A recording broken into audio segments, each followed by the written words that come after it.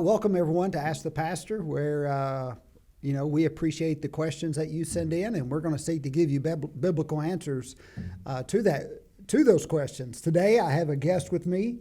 This is Ashton Wright, who is the student pastor here at Edmonds First Baptist Church, and so I've invited him on Ask the Pastor, and he's going to help me in answering some of the questions that you've sent in for us today. So, welcome to the podcast, Ashton. Yeah, it's an honor. Feels great to be here. It's your debut. No pressure. Don't mess it up. Okay. It looks like we have several questions for today, and I think we can answer them all in this time, so we'll just jump right into it. The first question is, what would you say that would you say that Bible prophecy is given not to scare believers, but to prepare believers? What do you think about that? How would you answer that question? Is Bible prophecy, would you say it's not given to scare believers, but to prepare believers?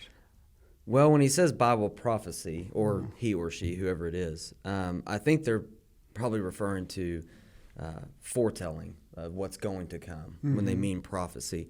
But I would say that there is a sense that yes, it is to prepare the believer. But I think when you look at Bible prophecy in the Old Testament and even in the New Testament, there is a sense that sometimes that, prophecy is a warning, is a rebuke. And so I do think, yes, it is to prepare the believer of what's going to come. But as far as scaring the believer, I don't think it's to scare the believer, but maybe to cause a sense of reverential fear in the believer, to return them to the Lord. So there is a sense that, yes, there is times where God does rebuke his people. Yeah, and I think specifically I would have to ask, this person specifically says Bible prophecy, or would you say that Bible prophecy is given not to scare believers? I would say that Bible prophecy is not intended to scare believers, just basic answer to your question. However, believers are to fear God. We're not to be afraid of God. Believers are to not, as you said, we're not to be afraid. The purpose of Bible prophecy is not to scare a believer. The purpose of Bible prophecy is for us to have a fear of God, though, like a reverential, awe-inspiring fear that, those of us who are saved and those of us, all humanity who has been created by God ought to have a sense of fear, knowing God as our creator, and especially the believer knowing God as our Father. So there ought to be a healthy fear.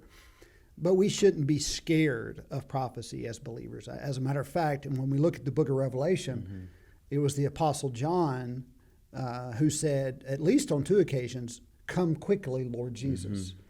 And as a matter of fact, Paul told the church at Thessalonica in 1 Thessalonians 4, when he spoke on the second coming of Christ, he said, therefore, encourage one another with these words. Yep. Amen. And so, and even Jesus, in John 14, spoke of his coming as a comfort for the believer. Yeah. So, biblical prophecy, end time prophecy, the events regarding Christ's second coming for the believer ought to be a source of comfort. Right.